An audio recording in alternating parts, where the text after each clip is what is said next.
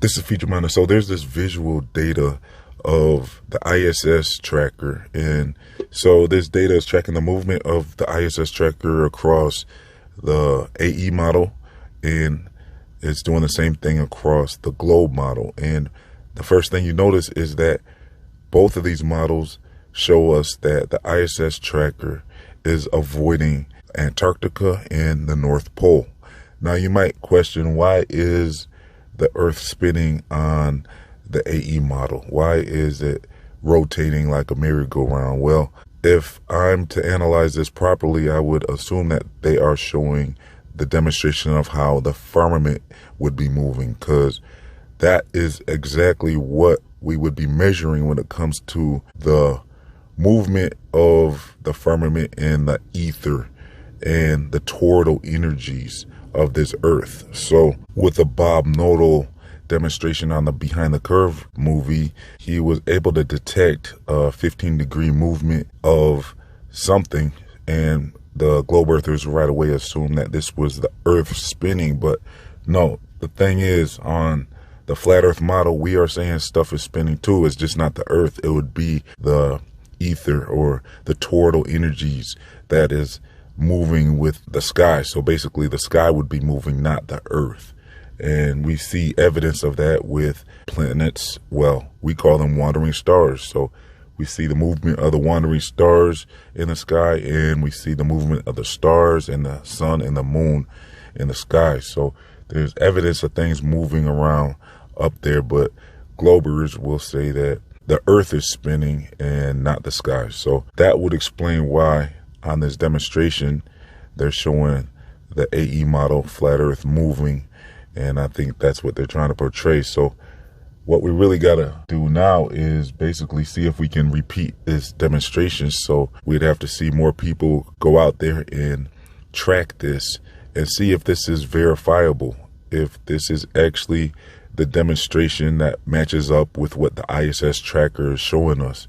Because if the data is revealing this and it becomes verified by more people doing this demonstration, then that would show us that, well, it's pretty clear that the Earth is flat, because why is the ISS and satellites avoiding going across Antarctica on the South Pole? So why do we not see the ISS ever take a tracking movement where it goes from Australia and goes across Antarctica and comes up the other side to South America? We never see anything like that, and there's no evidence of anyone ever doing that. So this is more proof that the Earth is flat, and the AE model more accurately represents the Earth. And so with this evidence, we can see for ourselves what's going on. So what really is the ISS and what are satellites? I get into all that in my other videos. I have playlists that cover that. I'll leave links in the comment section and description box if you need to get caught up, because when it comes down to it, if you can go outside and see this Starlink satellite system, or if you can see the ISS, well, you're seeing something in the sky, right? So what is that?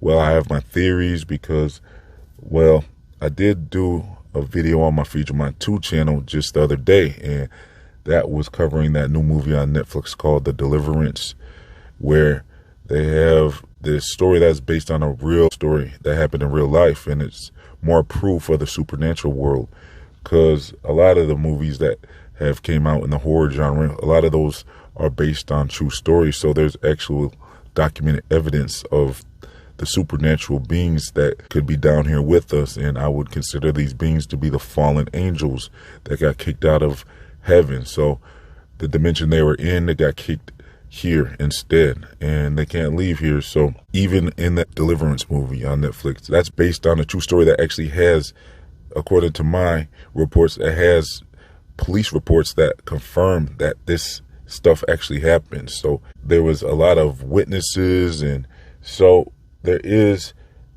some entities on this Earth with us, according to this evidence. And are these entities working with the elite? Are they trading technology and information like that to the elite? So I believe their technology is way ahead of us. It's probably from anywhere from 20 to 50 years ahead of us at any given time that they're keeping secret. So they could have some type of technology where they could be tracking something in the sky. It's possible it's not just a holographic thing going on or some type of blue beam thing. Maybe there is something in the sky that they're calling the ISS, but when it comes down to it, there's tons of evidence that they are faking things on the ISS. So when it comes to the video footage we've seen on the ISS, we've already proven that they're using strings and wires and harnesses to act like they're floating around, and we saw the green screen bloopers. At this point, I can't even see how anyone could deny this stuff. There's tons of evidence out there that they are showing us CGI stuff and faking being on the ISS. So you can separate what we've seen with them trying to show astronauts on the ISS and what is actually in the sky. So apparently these are two different things.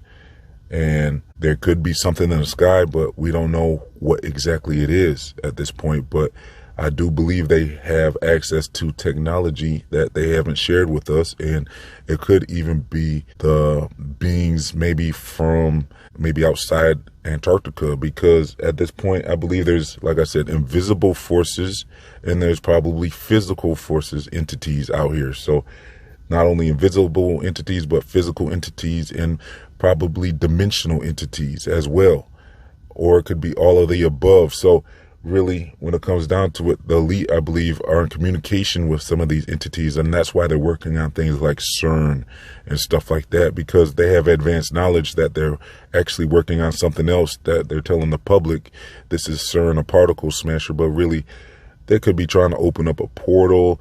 And where did they even get the idea to practice this technology? And why is there weird statues outside of the facilities? So we know they're into some very strange occult stuff when it comes to what they're really working on. So I wouldn't rule out that they couldn't be in communication with some type of beings, and maybe we're tracking them. Maybe they're watching us and flying above us, or it could be a machine that they put up there.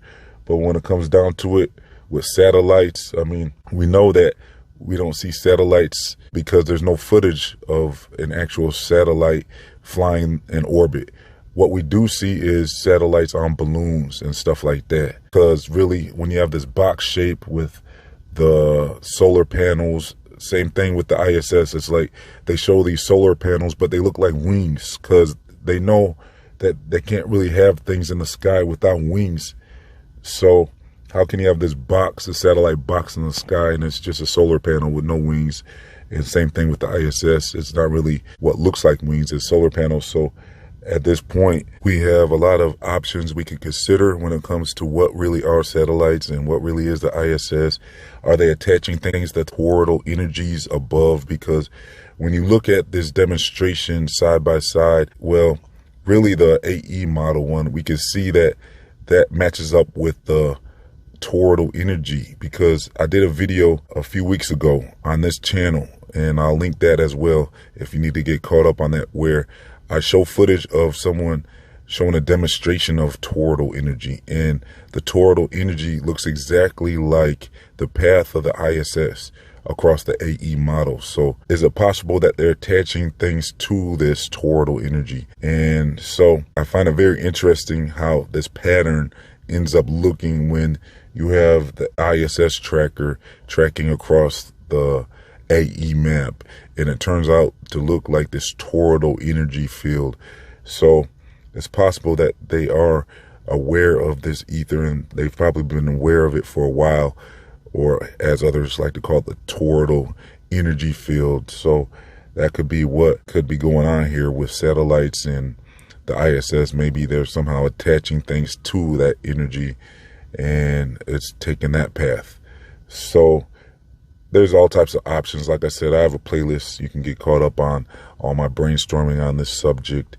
And then even with planets and, well, so-called planets, and with the stars and with the sun and the moon, they all hover above us, rotating around the earth. But I do find it very interesting that there's no evidence of anything circling over Antarctica. When it comes down to it, that is very suspicious, and it shows us that the Earth is flat. The AE model more accurately represents the Earth than the globe model, because there's no excuse for the globe model not to show things going over Antarctica and coming up the other side.